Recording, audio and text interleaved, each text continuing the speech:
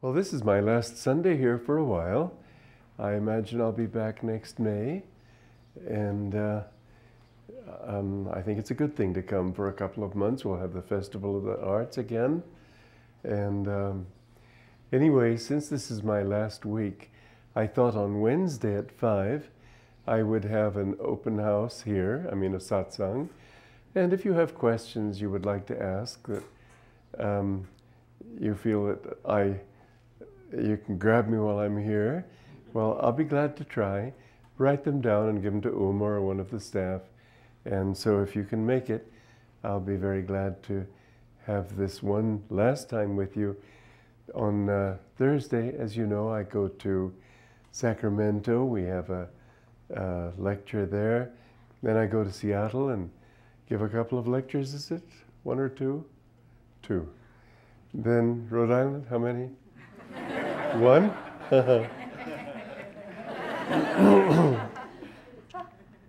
And then it's ho for Italy. And I admit today I'm feeling beautifully lazy and not at all in the mood to talk. So I was, because I've done a great deal, and then yesterday I looked at the last chapter thinking, well, it's done. It isn't. I've got to work on 11. I've done 10 and I'm very happy with it. 11, I wasn't sure if I had finished it or not. I haven't. So that means in these last few days, apart from packing, I've got to work on that. And but I tell you, this book has been a great joy. I'm very happy that I've had this opportunity to to work on it. As you know, those of you who don't, I'll tell you, the book is really a rewrite of a book that Master didn't actually write himself, The Science of Religion. I got the full story from a disciple of his, Swami Satyananda, in India in 1961. He was in Ranchi, and I was visiting him and getting him to reminisce about old times. And he talked about how when Master came back from Japan, he had an outline. He prepared an outline for a way to bring his message to the whole world. He wrote this outline in Bengali, but he didn't know English well enough. This was in 1920, I believe. And so he asked another disciple of his, Swami Kriyananda, who had an MA and knew English well, to write out the outline. So Master didn't actually write the book, The Science of Religion. What he did was give him the notes, and Dhirananda ghost wrote it. Well, I didn't like the way he did it. In fact, most people whom I've asked about it said that they'd never been able to finish it. Actually, I always loved the book, but for its contents. The way of writing is very scholarly, pedantic, and it puts you to sleep. But the truths are great. And yet, as I got into it, my first thought was, oh, well, the book's already written. All I need to do is put it in good English. And it isn't that the English was bad, but it wasn't inviting. So I wanted to make it more.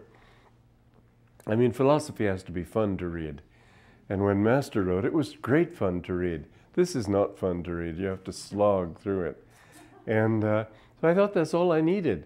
But as I got into it, I found that a great deal more was needed. I saw that there were,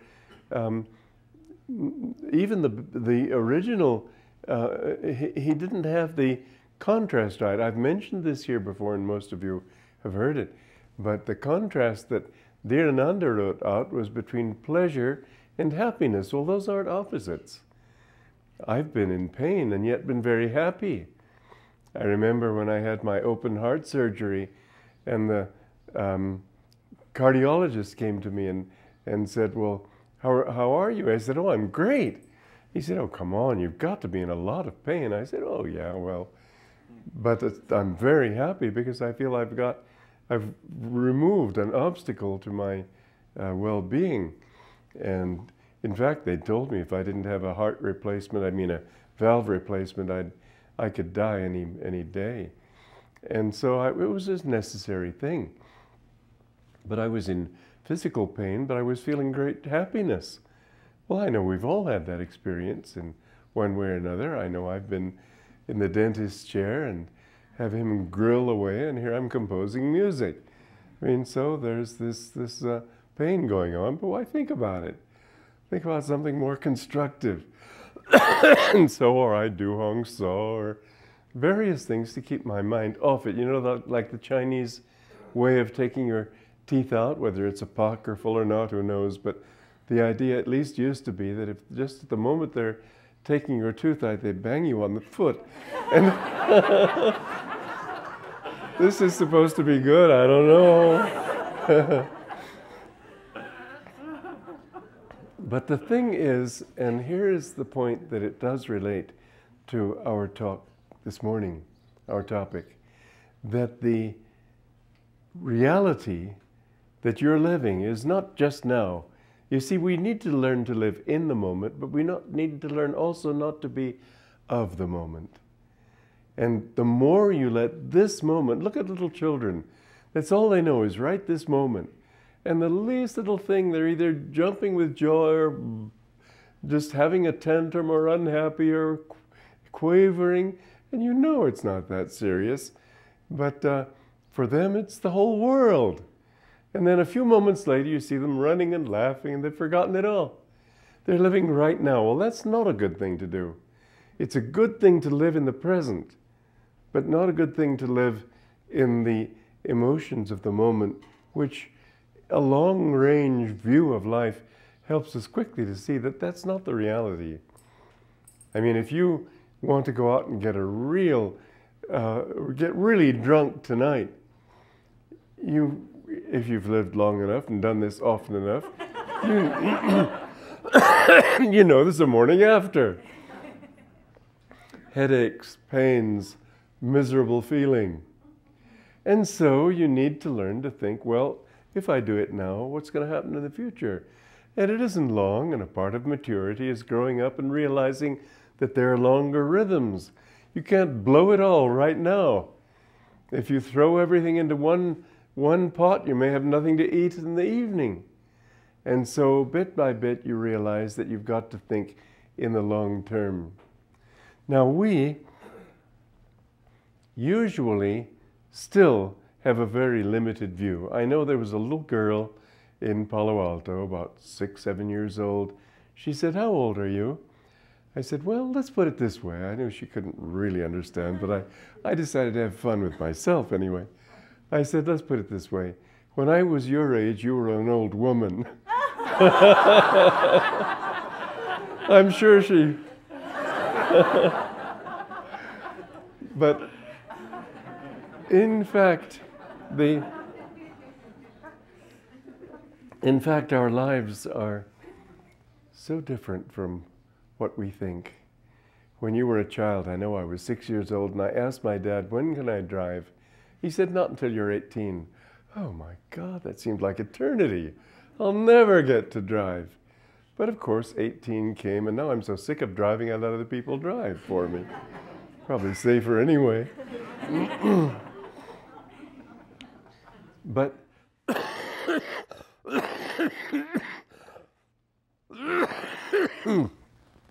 a little child can't really imagine being old.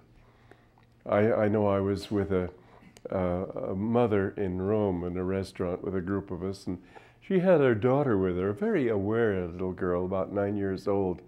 And so I asked the girl, "Can you imagine being my age?" She said, "No." I said, "Well, I can imagine being your age." Well, she could understand that, but it was just beyond her experience. And yet, how many times have you been old, young, all sorts of things you've gone through? Because you know how old you really are? You're eternal. You came from God. You weren't sort of fashioned like Pinocchio. You were born out of his consciousness, which is eternal.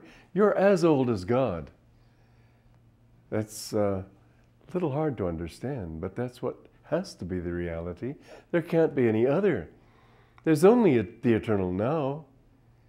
And so we think, well, if I don't get the next breath, I'll die. And we think at lunch, if we don't have supper, there was somebody who wrote a book on fasting, and he said that he was reading in the newspapers about a town in South America that had been cut off from supplies for a week. And after a week, the ship finally was able to come in and bring them food, and there was just pandemonium, people trampling each other, almost hysteria. And he was thinking, well, I'm on my 7th day of this fast and I feel great. It was expectation. He knew he wouldn't be eating and he made himself happy. They thought they wouldn't be able to eat and they made themselves unhappy. But we certainly would lose our energy after a while. They had to keep Mahatma Gandhi after a few weeks, just sort of almost from day to day trying to keep him alive. We can't go for very long without food. And we have a certain amount of energy stored up for one incarnation. And toward the end, you begin to sort of lose steam, and finally, that's the end of it, like a flower that wilts on its stalk. And so, one lifetime, yes, doesn't have a lot. One moment doesn't have a lot of energy.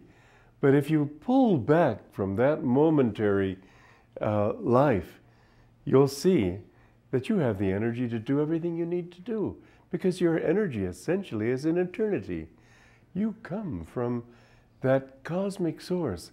And what really gives you joy? You know, the thought that you've got to be dragging on forever can be pretty bad if you think of life just the way you know it. I mean, I saw this cartoon of a doctor and a nurse in a maternity ward, all these little babies in this room, in their cribs, and the doctor is saying to the nurse, "How long, Nurse Allen? How long?" Well, forever. How long will it go on? It'll just keep going on. The world keeps going on, and somehow you keep coming on. You keep coming back with renewed enthusiasm, renewed zest for living. And where does that joy really come from? It comes from the fact that at your essence, you are cosmic bliss. It's that bliss that gives you your incentive to want to do everything you want to do. And after a lifetime of it, you begin to think, nothing works. I mean, I've tried it all. I've had children, they've disappointed me. I've had a job, I got sick of it. I've got retirement, and I'm tired of rocking on this rocking chair on a porch.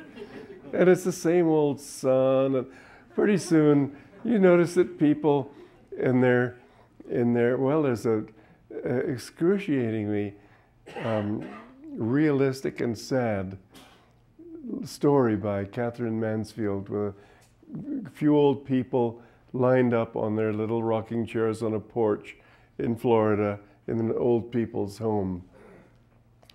Silence. Then one of them says, there's a feller on a boat. Silence. Finally, yeah. What a life. But there is that expectation every time you try it again. Oh, well, maybe I get a new chance. Maybe I'll... Well, you need to get rid of that thought, because eternity is a long time. It's not 100 years. It can seem like that. It's not 1,000 years. My God, it's not even 1 billion years. I mean, billions of years are nothing. Eternity is beyond all of that. In the Rubaiyat of Omar Khayyam, he gives one of those obscure passages which Master explained by saying that what he's really saying is that many of those who were manifested out of God at the beginning of a day of Brahma, the beginning of creation, manifested creation, are still wandering in delusion at the end of that day of Brahma. My God, what a way to live. Because it's always thinking, sort of running pantingly after this time, that time. And again you think it's going to do it for you. It doesn't. So you sort of fade out, lose enthusiasm, come back again, oh, this time. And it's one desire after another. There's no end to it. Because at the end of every trail, what have you got? It's sort of, you bought that, you wanted that car, you finally got it, and it's really, not literally, but figuratively, yes. As if you finally touched that spanking, shiny new car you bought, and it suddenly turns to ashes. That's what these fulfillments in this world really are. Oh, sure, you think you're pleased with it for a while, but look at the people who have. This is the real key. Look at the people who have what you want. Look at the people who have what they thought they wanted. Look at the rich people, the successful people. I know Ian Fleming, somebody asked him about his fame. He said, well, it was fun for a while, but now it's just ashes. That's what this world is. It doesn't give you. What really gives you your pleasure is the pleasurable anticipation in yourself, the pleasure you put out onto the things, because it begins inside. The source of all your bliss is here. It's not there. It isn't things that make you happy. It isn't that beautiful new car and this wonderful new wife or fantastically handsome new husband or this beautiful job. None of that stuff. Oh, it works for a while. Why? Because you've built up this sort of romance in your own mind that this time it's going to work. And in the end, you see old couples looking at each other. It isn't that they don't like each other, but they're sort of used to each other. Yeah. And it isn't that he necessarily thinks, oh God, the same old face. Oh, there's not disillusionment necessarily. There are a lot of happy kinds of marriages and fulfillments and so on that manage to sort of struggle to the end of life. But what kind of happiness? What a compromise. Everything that we have in life, we have to keep telling ourselves, I'm really enjoying this. Because it's a compromise with what our souls really want. We want an absolute bliss. We don't want limited bliss. We want absolute fulfillment. Nothing can give it to you because nothing around you is absolute. There's only one absolute. And so when Jesus spoke about lift up your eyes, they are white, all ready to harvest, there are many wonderful teachings in that statement. One is the physical side, and I've actually gone into that. In fact, the chapter I just finished writing, chapter 10, it's called The Science of Religion. I gave, instead of the whole book, I gave that name. And the book itself is called God is for Everyone. And in this chapter, I talk about all the correlations between the body and the states of mind. It's very interesting.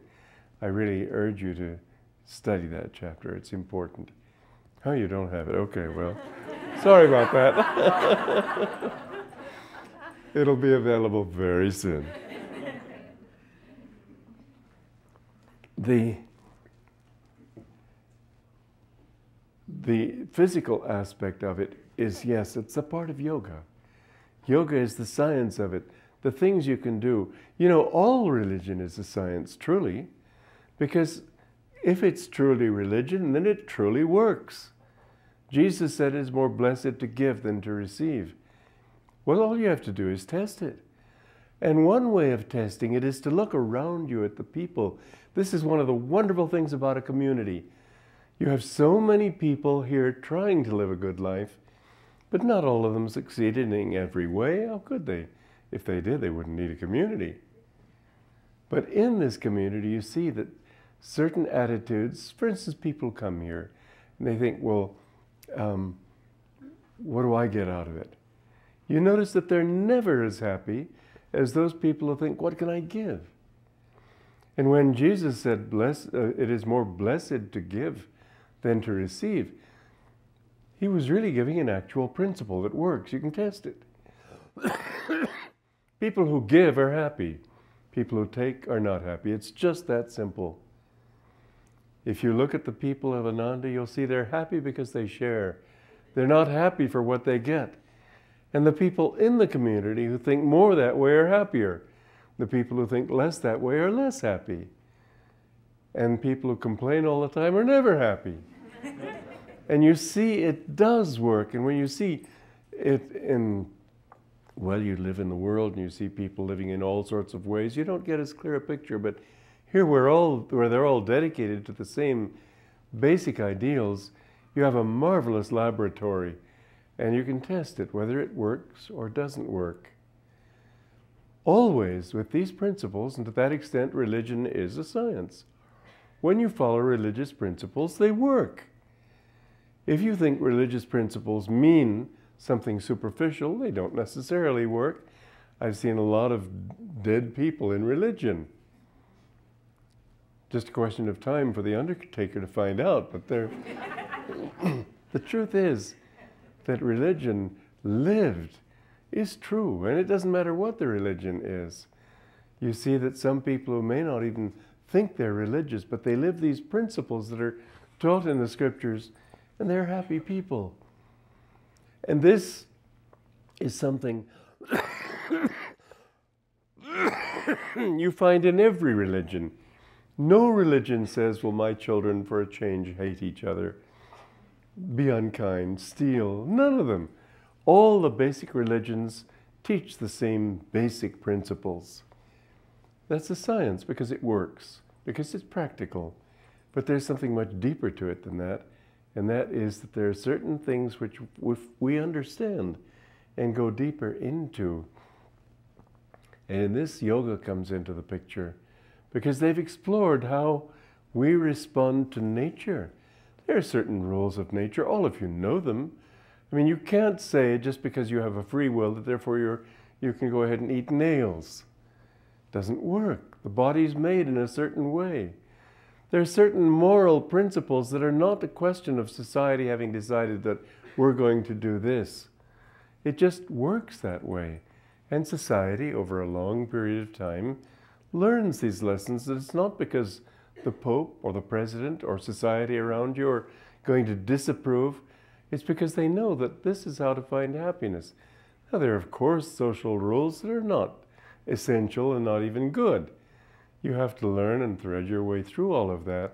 But basically, this is true. Well, there are other rules of life which are equally so. And this is what yoga explores in addition to the others. It doesn't mean that by practicing yoga you can ignore spiritual and moral principles, but it does say that there's much deeper, you can go much deeper than that. And it ties the body, the breath, the movements of energy in the body to the states of consciousness. An extremely important science. This was developed in the ancient times, and Lahiri Mahashaya in our times resurrected the most sophisticated of all these techniques under the name of Kriya Yoga, which is a very simple name. In fact, you'll find lots of kinds of Kriya Yoga. But Kriya Yoga, basically, it just means action. So we have to say, if we're talking to people in India, the Kriya Yoga of Lahiri Mahashaya, of Benares, because there are lots of other Kriyas. I mean, you can have Neti Kriya and Dhoti Kriya, swallowing these things and getting your stomach cleaned out. This is not Kriya Yoga. So don't fool yourselves that every time you see Kriya Yoga written in a book, that's Kriya Yoga. No, it's not.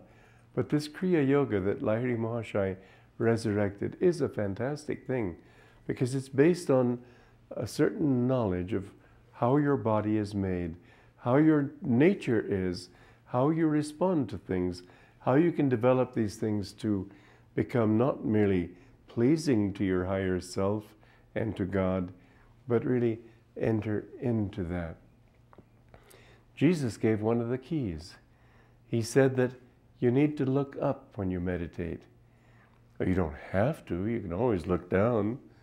Some people think that's a gesture of humility, but it isn't. It's a gesture of sort of a hangdog expression. It brings you down in the spine also. It brings you down into lower states of consciousness. Whereas if you look up, this actually is the seat of concentration in the body. You'll notice that when people think deeply, they tend to knit their eyebrows. You notice that when people feel good, they look up automatically. I saw a picture of an ad for, it was a poster for somebody, for young men to inspire them to enter the profession of pharmacists. Very inspiring. And he was sitting there looking up. Well, obviously, as soon as you see that picture, you know, well, he's expecting a happy future. It would have been dumb on the part of the artist to show him. Because we all know it's human nature. Human nature also is what's responsible for the belief that heaven is above and hell is below. I mean, what's up for us is down for people in Australia. It's not objective. It's not a geological thing. But in the human body, when the energy goes upward, you're going toward your true self. When it goes downward, you're going away from that true self. This is what I touch on in chapter 10. Very interesting. And I explore it more deeply. But the thing is, Jesus is saying that too. This is the seat of ecstasy. That's why saints, when you look at pictures of saints, they're often observed in real life with their eyes upward. This is the seat of ecstasy, not just concentration. It's the seat of superconsciousness. Now, the reality is that if you can direct energy here and focus it here, you can develop your own superconscious nature. If you really want to be inspired, then offer it up. I've done this so many times. If I want a melody, first I think, what do I want that melody to say? Then I offer it up. I don't sort of, well, I hope it comes. No, I offer it consciously, deliberately at this point. And then instantly I have the answer. Inspiration comes from concentration here. Now, these are all a part of the science of yoga. Takes you much deeper, but obviously we're not going to go into that here. What Jesus is saying is, that's what you have all the time.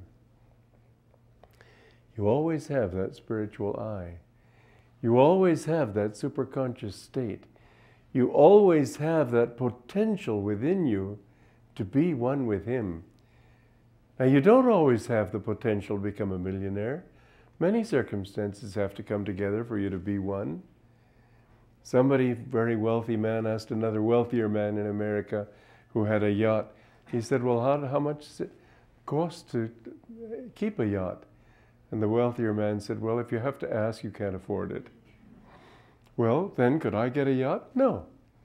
I can get God, but I can't get a yacht. There are all kinds of things you can't do in this world. You have a certain body. You can't help that.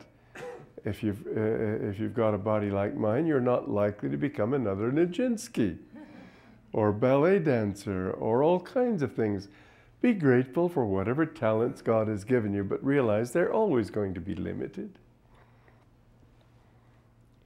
But there's one thing that you don't have any limit on, and that's your relationship with God.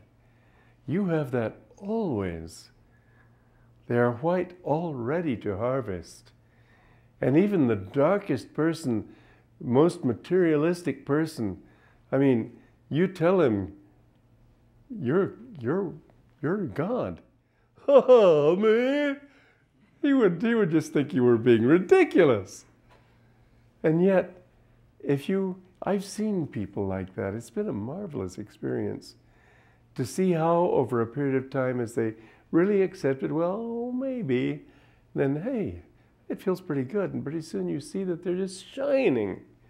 There was this woman, she was 80 years old. She'd been an atheist all her life. And she met Master, and something in Master completely changed her. From that time on, she just spent her whole time thinking of God. She had a little recording of God, God, God. She played all the time. She kept marigolds because they reminded her of the orange of his robe. She did everything to sort of put all her energy into just thinking of that. Master said she found God in this life. That's no small thing, but it's open to everybody. Don't think you can't. Don't sell yourself short. You are a saint in disguise, perhaps well disguised. It doesn't matter. It doesn't matter. That is who you really are. So don't hypnotize yourself with your limitations. Don't hypnotize yourself by saying, well, I can't. Yogananda was saying once to a group of disciples that just the simple thought that you're not free keeps you from being free. And one of the disciples said, but if I said I was free, I wouldn't be free, would I? Master said, indeed, yes, you would. But the trouble is you answered your own question. You said, I wouldn't be. You have to get rid of that thought. Never tell yourself, I'm not a saint. Never tell yourself, I can't do it. You have that in you, not less than Jesus Christ. He didn't come here to tell us what he was like. He came to tell us what we can be like. Whatever he attained, we have to attain. That is our ultimate destiny. Now, do you want to take a whole day of Brahma finding that out? Do you want to take lifetimes doing it? Each time thinking, well, I've got it together, and another failure, another failure. Every success ends in some kind of failure, some kind of disappointment. It's the rule of life. It's like a swing going back and forth, back and forth. Get off that swing. Realize that you have it right now. You don't have to wait for eternity. That eternal now is not boring. The more you live in that joy, you find the wellspring of everything that inspired you for all those incarnations to try again and again. You have that. You have that bliss at your own center. Live more by that. Live more in the consciousness of that, and you'll see that no matter what happens, you can still always be blissful. So when things go hard for you, when you find that things tire you, as I was feeling tired this morning, I was thinking that oh, I've done so much work on this book, how long? Just like with those babies. And I thought, well, but God's with me for eternity. So what does it matter? And so energy comes. You'll see that when you're having great pain, just think, oh, it's temporary. It's not going to last. Don't let it get to you. I know when I had this broken tooth and the dentist told me in Italy that I had to have a post driven in. He couldn't do it in one session. It would have to be 4 sessions. He'd have to drive the post in. First of all, give me Novocaine, drive the post in, then make sure it was set, then do another tooth, then, I don't know, 4 sessions. I said, I don't want to waste all that time. Do it now. And he said, oh, no, I can't do it now. I said, come on. He said, okay, but I sort of thought, it seemed to be mentally, he was saying, okay, I'll show you. Well, I did. And yes, it was painful when he held the nerve up, dangling, that he'd just cut for Kirtani and Paolo Tossetto to look at.